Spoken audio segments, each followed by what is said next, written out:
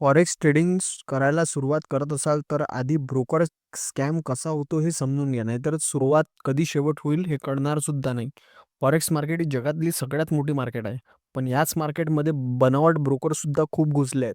हे स्कॅमर वेबसाईट तयार करतात. ती वेबसाईट प्रोफेशनल आहे असं दाखवतात आणि बरेच लोक त्याला रेफरल अकाउंटवरून आपल्याला अकाउंट ओपन करायला लावतात. पण त्यांच्याकडे लायसन नसताना कुठला रेग्युलेशन्स असतात. तुम्ही अकाउंट उघडता, पैसे टाकता, ते थोडा नफा दाखवतात.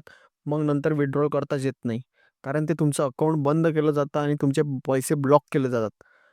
आता याच्यापासून वाचण्यासाठी तुम्हाला काय करायचं, ऑफिशियल वेबसाईटवर जाऊनच तुम्हाला अकाउंट ओपनिंग करायचं आहे. हे मार्केट खूप चांगलं आहे. इथे तुम्हाला खूप चांगला प्रॉफिट होऊ शकतो.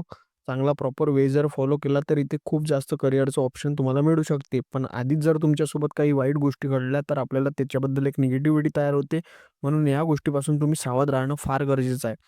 प्रत्येक गोष्ट करत असताना इथे प्रॉपरली केली पाहिजे आणि ऑफिशियल वेबसाईटवरूनच तुम्ही अकाउंट ओपन केलं पाहिजे, जेणेकरून तुम्हाला पुढे अडचणी येणार नाहीत.